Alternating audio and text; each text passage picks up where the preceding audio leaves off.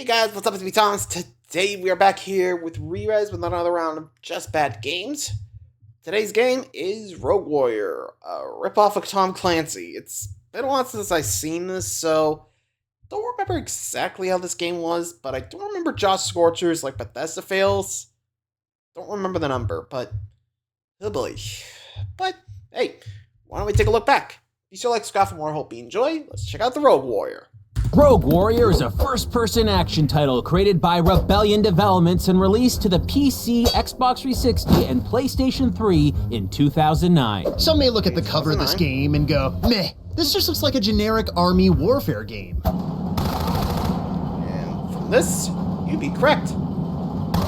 And you would be 100% right, but it does have one standout feature. Unlike the other games that feature fictional protagonists, this title revolves around an actual human being, former U.S. Navy officer and SEAL Unit Commander Richard Marcinko. Marcinko, also known as Demo Dick, is a decorated Vietnam War veteran. He created the Navy's first counter-terrorist unit in SEAL Team 6 and was even tasked with testing security in top U.S. military installations around the world with his specialized team, Red Cell. With his extensive and unique military background, Marcinko had experiences to share. So he did, by writing an autobiography called Rogue Warrior. Now pause. Let's introduce a seemingly random person for a sec. Tom Clancy. You might have heard of him. Despite having never served in the armed forces, he authored several famous military and espionage-focused novels that had a profound impact on popular entertainment. This includes the world of gaming. Tom Clancy personally got involved in development, lending his name to several game franchises that went on to sell multiple millions of units. Rainbow Six, Ghost Recon, Splinter Cell. Any publisher or developer in the games industry would kill to have a name like Mr. Clancy's connected to what they were making. Including Bethesda Softworks, as the Tom Clancy umbrella of titles was quickly becoming one of the highest grossing franchises of all time. Other franchises like Call of Duty and Battlefield were receiving massive critical and financial success. The genre was proving incredibly lucrative, and Bethesda was sort of left behind. How could they correct that? Re-enter Richard Marcinko. See, he wasn't just a one-and-done author with his successful Rogue Warrior autobiography. He continued to co-author more books, like Leadership Secrets of the Rogue Warrior. Leadership Secrets? He would also spin the Rogue Warrior branding into its own series of fictional titles, fabricating world events that involved a heavily made-up version of himself. So Bethesda likely eyed Marcinko, thinking, wait, you're telling me there's a real war veteran who has seen actual combat, who is so good at his job, he founded the real SEAL Team 6, the thing that inspired Tom Clancy's Rainbow Six, and this guy writes novels about himself, and nobody is making games about him? We need to sign this guy right fucking now! So, in 2006, it was announced that the Rogue Warrior series would be infiltrating the world of video games with the help of publisher Bethesda Softworks. Development duties would be fronted by Zombie Studios, who had previously worked on Tom Clancy's Rainbow Six series. What a coincidence! The game, titled Rogue Warrior Black Razor, would include a slew of features. A campaign that could be played by up to 4 players cooperatively, realistic enemy and team AI, huge customizable multiplayer support. Until it didn't. The Rogue Warrior project went radio silent, missing its 2007 release window. The game was later picked up and sizably rejigged by Rebellion Developments, another company who had worked on Tom Clancy's Rainbow Six series. Another coincidence! This time around, the game dropped the Black Razor subtitle, simply being called Rogue Warrior. Gone was the co-op, the team AI, the ambitious multiplayer promises. Here was a game more heavily focused on dick. While it still had the Rogue Warrior moniker, it wasn't going to be based on Richard Marcinko's autobiography. Instead, it would be a totally made-up story. And the Marcinko-based lead would be voiced by none other than Academy Award Best Actor nominee Mickey Rourke. Hi, Mickey. From Diner. What? Does anyone remember Diner? No? It has Steve Guttenberg. The Goot! So by this point, Rogue Warrior was rebuilt from scratch, new engine and all, in just over a year. When the dust finally settled on release, what exactly did we get? Only one way to find out. It's time to become the Rogue Warrior. The game began... Yeah, this is gonna be interesting. Okay, so there's that. Sorry, I have nothing else to say other than the fact that, trying to capitalize on Tom Clancy. I mean, one-upmanship for, get an actual soldier, but I don't think authenticity is going to help you here if you make a bad game. I mean, you know where we are, right? Anyway, let's take on the journey of the Rogue Warrior. Ends with an opening cinematic where we see a Soviet security detail systematically picked off by a shrouded figure. He's quick, he's sneaky, he's silent. This is setting the tone for an intelligent first-person stealth action experience that requires intense strategic planning. Exciting. We jump into the main campaign, expecting to see the same skill we witnessed in the opening cutscene, and we're introduced to a team of characters that are, though not so stealthy, in a very loud helicopter. And intelligence? Strategic planning? This group of supposed SEAL-trained operatives has a member smoking a cigar over a chunk of explosives. Smart. The bearded one is our titular Rogue Warrior hero, Richard Marcinko, with the other two members of the team being handpicked by Marcinko himself. Not only are they skilled, but by Marcinko's own admission, they've saved his life on multiple occasions. Now he and his companions are on a mission to make contact with a mole in the North Korean regime that has intel on a new type of missile being constructed. Should be no problem with their intense SEAL training and decades of high-risk and secretive deployment experiences, and Dick just jumped from the helicopter without a parachute. No, apparently everyone's fine. They were low Can only enough to assume jump they out. floated down magically. Anyway, once they touch down, the group combs some woods when they come upon a squad of random Korean soldiers, including some kind of captain. They're all whistling and staring off into space, clearly not having heard the helicopter that just passed overhead. Good soldiering. bam! They're taken out by Dick and his men. Who could have seen that coming? That there's a real Apparently not them. slippery, sneaky Dick. They're about to move again when Marcinko tells his team to check the bodies of the recently fallen victims. And we get this.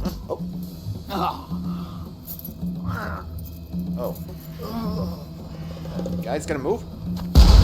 Hold on, let's watch that one more time and see just how long these seasoned operatives have to find acceptable cover.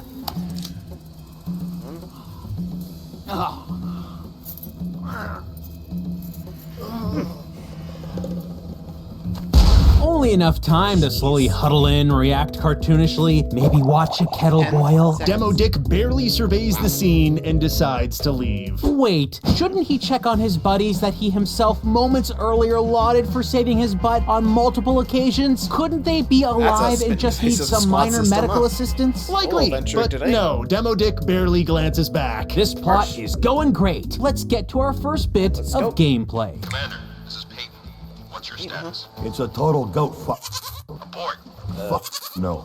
You may notice a cuss or two, Lights out, motherfucker. or three. So here's the rub, folks. This guy swears a lot. Like, a lot. And we'll talk about that more, but first, we need to mention the...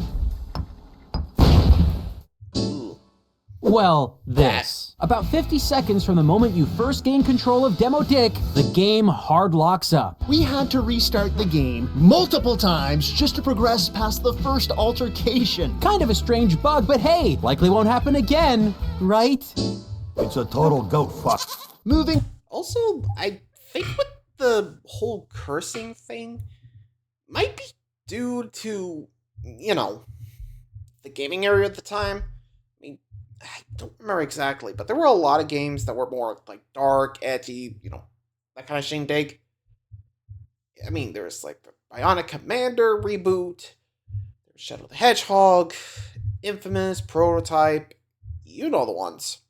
I'm just saying, you'd be surprised how many edgy games actually came around between 2009 through 2010. Or 11, 12, I don't know. Not sure when it stopped, but if you guys remember that time, let me know. Anyway, through more of the first section of the game, we're just decimating the enemies. It's shocking. They don't seem to have any idea at all that we're nearby or that we're loudly slaughtering all of their friends. Marcinko's got this impressive one-button insta-kill move that has a variety of fixed animations that all take place in real time. Why bother shooting people with your gun when you can just walk up to them and push the A button?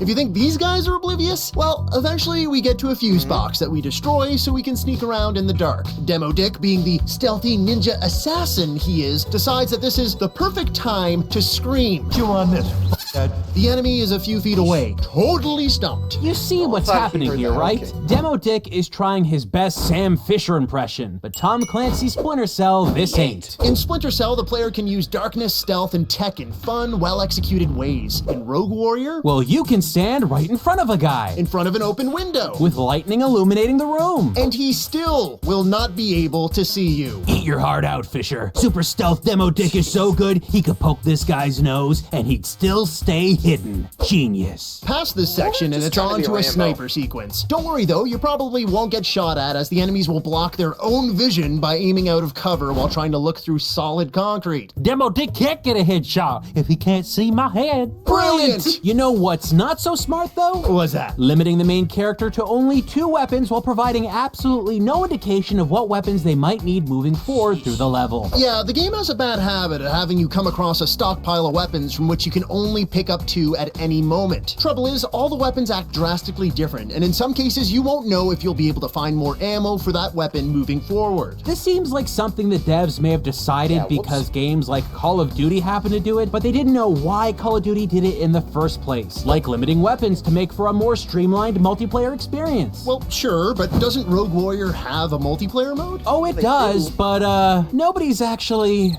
On there. playing it. But back to the single player blame mode, him. take our I think advice from anyone's playing playing the this game anymore. ultra-realistic shooter. Switch out your second weapon if you'd like, but never, ever drop your silenced pistol. It has infinite ammo, and you always respawn with it. Even if you accidentally drop it during a mission and pick up another weapon, your gun magically respawns in the next level. How did he find the exact same American weaponry in the heart of enemy territory? It's a miracle. And miracles are a regular occurrence in Rogue Warrior. Check this out. Enemies blow open a wall to attack Demo Dick. Now, how did these guys on the other side of the wall know that Demo Dick was there? And what explosives did they use that could blow open a wall but not hurt themselves? Miracle. Here's another. Demo Dick is hiding behind a wall and tossing grenades at soldiers. But no matter what he does or how accurate he is with throwing them, they won't hurt the enemies. One another, bullets will not hit Demo Dick in cutscenes even if they really should. Here he is making a hasty exit from a room after finding some intel. He jumps out onto a balcony ledge and 3 soldiers rush into the room. They open fire on him. He sits there, head fully in frame as bullets ricochet around him, spouts a one-liner, and throws a grenade that... Oh, no. They...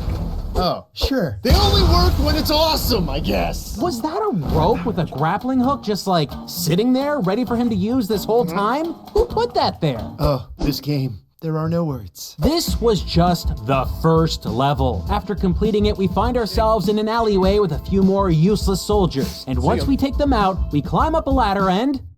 Oh, great. Another one? The game locked up. So we replayed the section again. 2, And again. 3. We got a level 4. with you. We were so certain that this game was completely broken here that we figured we'd missed a patch or a fix or something. I mean, you wouldn't keep selling this game if it was this broken, right? The game crashes at random spots all over, even if you've already gone through an area. There are no game saves, but there is a very unreliable auto-continue function that may or may not actually let you continue. Sounds like a challenge to play this game, and boy, do we like a challenge. So we kept pushing along.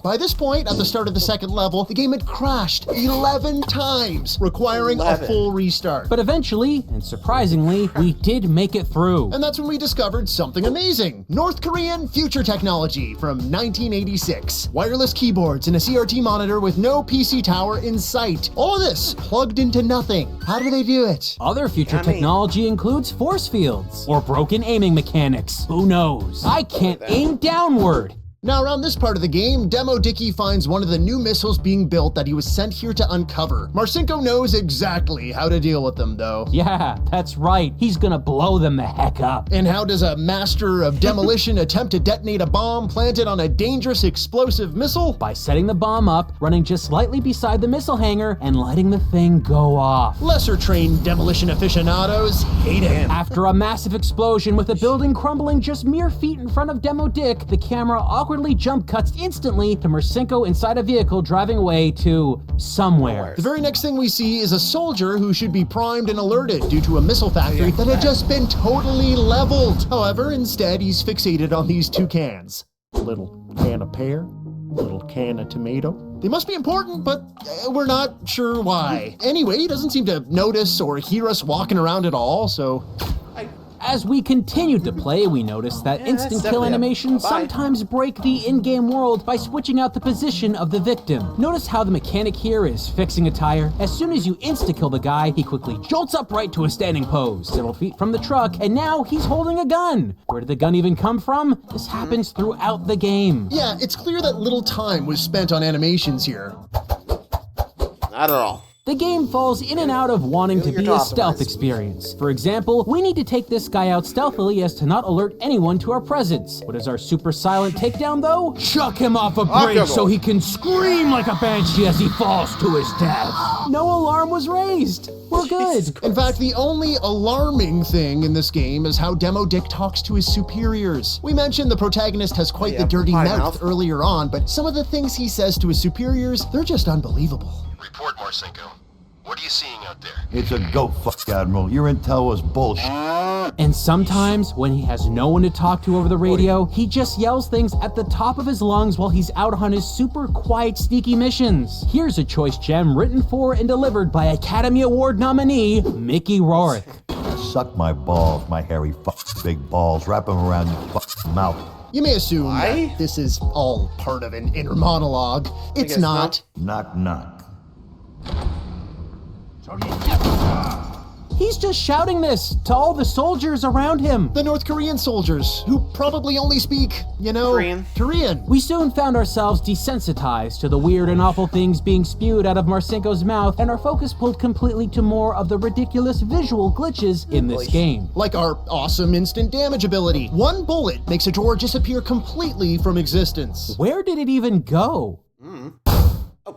Hey, Where most the of money fuck we're did wasting that on- come from? And on the opposite end, we have this beer bottle, which you can shoot and damage all you want, but it refuses to go away. Okay.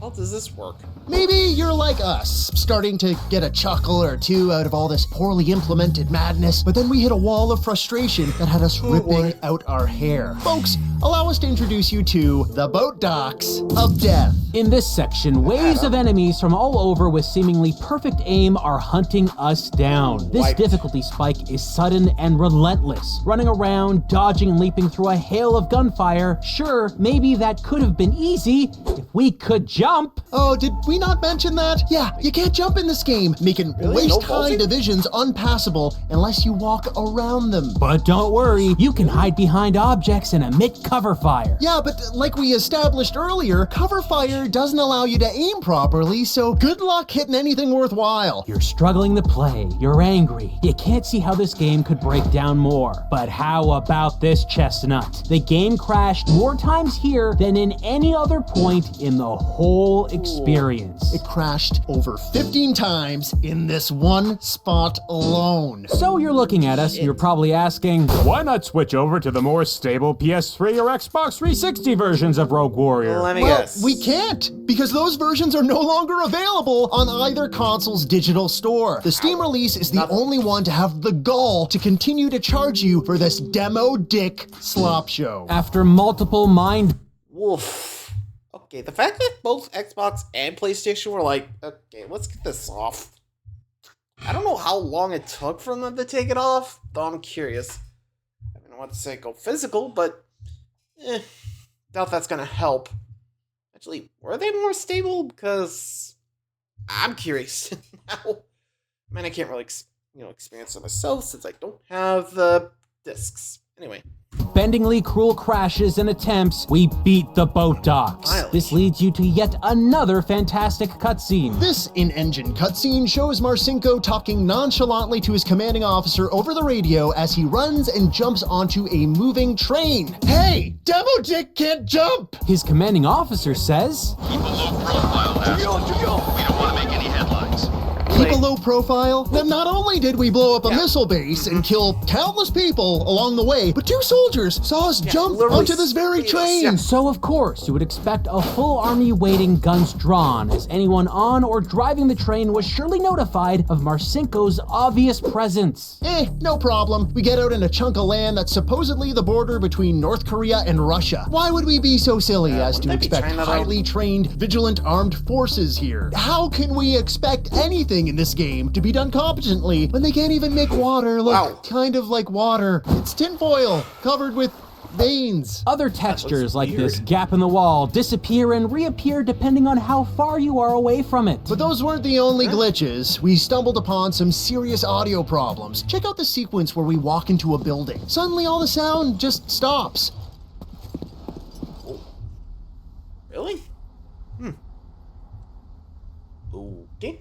It seems like the further we get into the latter half of the game, the worse held together Rogue Warrior is, and the more we see the seams of the game that needs tubs of polish. Even basic effects like the snow here seem to have stuttering issues and path problems. It always feels like the snow is moving incorrectly as you're moving around. And while the stealth death sequence animations seemed okay at the beginning, they start to get really lazy really fast. This insta-kill move is so badly animated that Richard pushes the enemy soldier's own gun to his head and fires. Only the gun doesn't fire, and it's not aimed at his head. They even have this one reload animation where Demo Dick throws an empty magazine on the ground. Now, I'm no physics expert or anything, but shouldn't the empty magazine be, on the ground after throwing it there? Where could it have possibly gone? I have no idea where it came from. It just sort of appeared. Do you think it's dangerous? Ooh. Yes. Oh look, more stealth gameplay. Only now the old shooting of the power box to knock out all the lights just alarms all the soldiers who instantly turn around and start to fire on you. I mean, come on, what am I supposed to do with this game? Nothing seems to be stable or consistent. Why bother teaching me this at the beginning if it's not gonna work later? Oh, and of course, 2 seconds after this, it crashed again.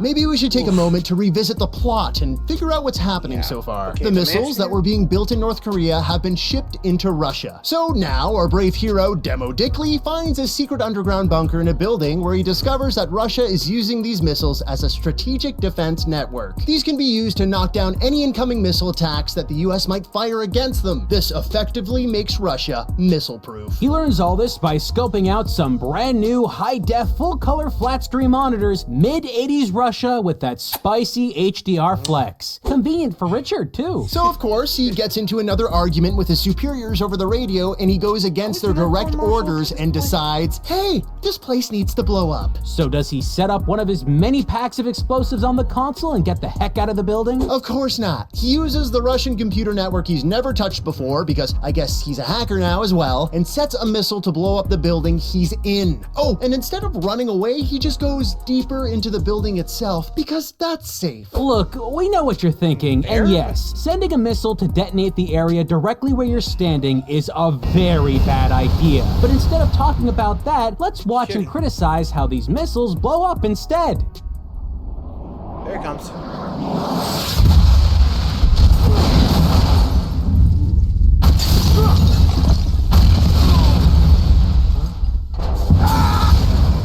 During the in-game cutscene of a targeted missile hitting the very building that old Demo Dickaroo is inside of, we see the missile seemingly arrive from the moon and make contact with the facility. The resulting explosion blows the windows out from the building. This means the explosion blew up everything currently inside. But here, not a few seconds later, we see the internal stairwell that was inside the facility blow up, even though they were directly behind said windows. Here, just a couple seconds later after that, the same thing occurs once more. This shot from the lower part of the building has an explosion just appear in the middle of the room from the floor. So let's do everyone a favor and edit this in the correct order so that it makes sense. Here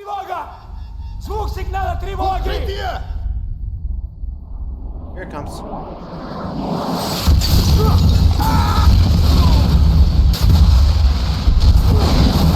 There you go. Isn't that better? The next batch of gameplay revolves around stealth sections, and of course, they don't work properly. We blow up missiles, kill idiotic soldiers, deal with visual glitches, all while bearing witness to more crappy one-liners than you can shake a Demo Dick at. I'm gonna got you like a fish. You want game crashes? We got loads of those too. This game has very much outstayed its welcome. By this point, you'd think we've almost seen done. every fault Keep the going. game has to offer, but we kept finding things that really blew our mind. We were in a gunfight and noticed something funny about bullet holes. Now, here we are playing the original Half-Life. Look at how many bullet holes you can make, and they will all stay there for a really, really long time. And over here, we've got Left 4 Dead 2, a game that came out around the same time as Rogue Warrior. Not only do these bullet holes stay for a long time, but so do the bullet holes that appear from the bullets traveling through the wall and hitting the wall behind it. And here is Coach is Fallout like, 3, "Hit a me." game from the same publisher as Rogue Warrior, Bethesda. And when you know it, the bullet holes remain. Now, in Rogue Warrior, if you shoot a few bullets and just wait for a while, they magically and slowly fade away in real time. And it looks so cheap. Bethesda published a game that got this correct in Fallout 3, but not in their other... Oh, wait.